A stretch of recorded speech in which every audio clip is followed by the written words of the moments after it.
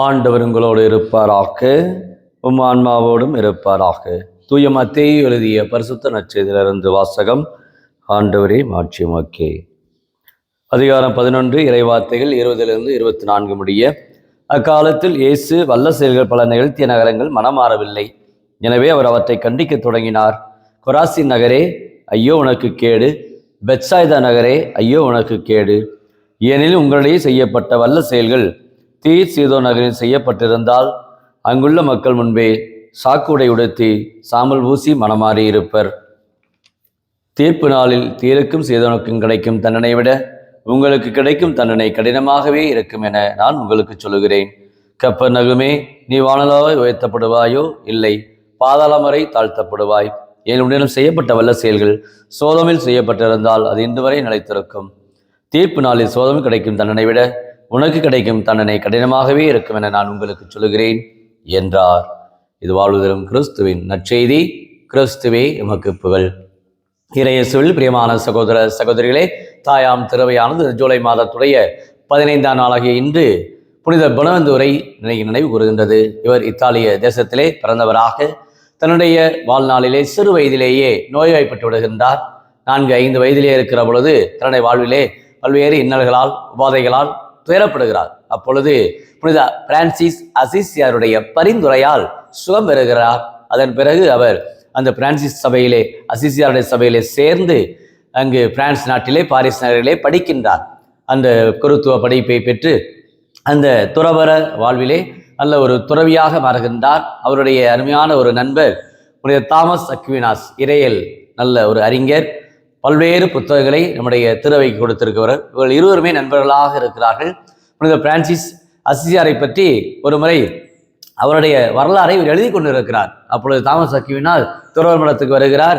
வந்து, என்ன ஒரு புனிதர் இன்னொரு புனிதருடைய வரலாற்றை எழுதி கொண்டிருக்கிறீர்களோ என்று கூறுகின்றார். அந்த அளவுக்கு இவருடைய வாழ்வு எளிமை நிறைந்த வாழ்வாக, தாய்ச்சி நிறைந்த வாழ்வாக, அருள் நிறைந்த ஒரு வாழ்வாக புனித பொனவெந்தூர் தன்னுடைய துறவர வாழ்விலே அத்தகைய ஒரு தாழ்ச்சியோடு இருந்திருக்கின்றார். தாழ்த்தப்படுவோர் உயர்த்தப்படுவோர் என்ற அந்த உயர்ந்த சிந்தனையிலே வாழ்வாக்கி இருக்கின்றார். இவர் கருதினாக உயர்த்தப்பட்டார். அதுவேளையிலே தன்னுடைய வாழ்நாளிலே இவர் அந்த ஒரு உயர்த்தப்படக்கூடிய அந்த நிலையிலே இவருக்கு அந்த தொப்பியை எப்படியாவது இவருக்கு கொடுக்க வேண்டும் என்பதற்காக அந்த அதிகாரிகள் அனைவருமே உள்ளே வருகின்றார்கள். துறவர மடத்துக்கு வருகிற பொழுது இவர் எங்கே இருக்கிறார் என்று பார்க்கிற பொழுது இவரை தேடி பார்க்கிறார்கள். இவரை காணவில்லை. மாறாக சமையல் அறையிலே அங்கு சமையல் செய்து கொண்டிருக்கிறார். அங்கு இருக்கிற உணவுப் பொருட்களை அவர் தயாரித்து கொண்டிருக்கிறார். அங்கு அந்த தட்டு அனைத்தையும் அவர் கழுவி கொண்டிருக்கிறார். அப்பொழுது அவரிடத்தில் கொண்டு இந்த தொப்பியை கொடுக்கிற பொழுது, இந்த தொப்பியை அந்த மரத்தில் தொங்க விடுங்கள் என்று சொல்லுகின்றார். பாருங்கள், எவ்வளவு ஒரு தாழ்ச்சி! அவர் தன்னுடைய வாழ்விலே பதவிக்கோ பட்டத்திற்கோ எதுவுமே அவர் ஆசைப்படவில்லை. பொனவெந்தூர் அந்த அளவுக்கு எளிமையான உள்ளத்தோடு, தாழ்ச்சி நிறைந்த உள்ளத்தோடு இயேசுடைய அந்த பணியை தன் வாழ்நாளிலே அவர் செய்திருக்கின்றார். இன்றைய நற்செய்தியை பார்க்கிற பொழுதும் ஆண்டவர் இயேசு 3 நகரங்களை குறித்து மிக வருத்தத்தோடு சொல்கிறார். கொராசி நகரே, கப்பர்நகுமே, பெத்சாய்தாவே உங்களுக்கு ஐயோ கேடு என்று சொல்லுகின்றார். பாருங்கள், அந்த அளவுக்கு இயேசு நிறைய வல்ல செயல்களை செய்து அங்கு பல்வேறு தீய விளைவுகள் அங்கு ஏற்படுகிற பொழுது இயேசு மன வருத்தப்படுகிறார். அவர் மீண்டும் மீண்டும் பாவத்துக்கு உள்ளாக்கப்படுகிற பொழுது மிகவும் கஷ்டப்பட்டு ஐயோ கேடு என்ற சாபத்தை கொடுக்கின்றார். பாருங்கள், இன்றைக்கு அநேக பிள்ளைகள் ஆண்டவருடைய வார்த்தையிலிருந்து பரம்பே செல்லக்கூடிய பிள்ளைகள் எவ்வளோ பேர் இருந்தாலும் நாம் அவர்களை விட்டுவிடக்கூடாது. அவர்களை எப்படியாவது அவர்களை கரப்பற்றி நாம் தூக்கி எடுக்க வேண்டும். பாவத்தில் அவர்கள் விழுகிறார்கள் என்று தெரிந்தால் கூட நாம் கண்டு காணாமல் போகக்கூடாது. மாறாக அவர்களை எப்படியாவது ஆண்டவர்களை கொண்டு வர வேண்டும். அநீதிக்கு நாம் ஒரு நாளும் துணை போகவே கூடாது. அதைத்தான் இயேசு இந்த நாளில் எடுத்துரைக்கின்றார். அவருடைய பேச்சு என்ன இயேசு சாபத்தை சொல்லுகிறாரே என்று கூட நாம் நினைக்கலாம்.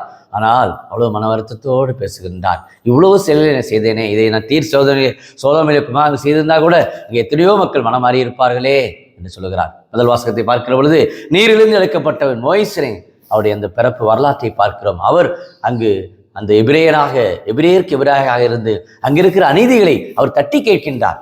பாருங்கள், எந்த அளவுக்கு ஒரு மோய்சனுடைய அவ்வளவு ஒரு துணிச்சல், அவ்வளவு ஒரு வல்லமை. பார்வனால் வெளியேற்றப்படுகின்றார். அந்த மிதியா நாட்டுக்கு அங்கு சென்று தனிமையாக்கப்படுகின்றார். அவருடைய வாழ்நாளிலே அவ்வளவு ஒரு வாழ்விலே விரக்தியை பெறுகிறார். எங்கு சமூகத்திலே நாம் அவமானத்தை சந்திக்கிறோமோ, எங்கு சமூகத்திலே அநீதிக்காக இருக்கிறோமோ, அப்பொழுது நாம் தனிமையாக்கப்படுவோம். நம்முடைய வாழ்விலே சிந்திப்போம், ஜெபிப்போமா? அன்பின் பரலோக பிதாவே, அப்பா இயேசுவே, அருமையான இந்த நாளுக்காக நன்றி கூறுகிறோம். இந்த நாளிலே நம்மிடத்தில் புனித குணவந்தருடைய அடிச்சுவலை நாங்கள் பின்பற்றி நடக்க, எளிமையோடு இருக்க, தாழ்ச்சியோடு இருக்க, அநீதிகளை தட்டி கேட்கக்கூடிய மக்களாக நாங்கள் என்றும் உமக்கு உகந்த பிள்ளைகளாக என்று நாங்கள் வாழ்வதற்கு தேவையான மன வலிமையை தாரும், மன ஆற்றலை தாரும். இந்த யூடியூபில் ஜெபிக்கிற ஒவ்வொரு குடும்பத்தாருமே இன்றைக்கு தங்களுடைய வாழ்க்கையில் பல போராட்டங்களை சந்திக்கின்றார்கள். அநீதிக்கு நாங்கள் துணை போக மாட்டோம் என்று மன வலிமையோடு இருக்கிறார்கள். அவர்களை உற்சாகப்படுத்தி அவர்கள் என்னாலும் இறை நம்பிக்கையோடு பயணிக்க உம்முடைய கிருபையும் மேலான கொடைகளையுமே நிறைவாய் கொடுத்து இந்த நாள் முழுமையாய் நீர் ஆசீர்வதிக்கும்படி வழிநடத்தும்படி கிறிஸ்து வழியாகவே மன்றாடுகிறோம். ஆமீன்.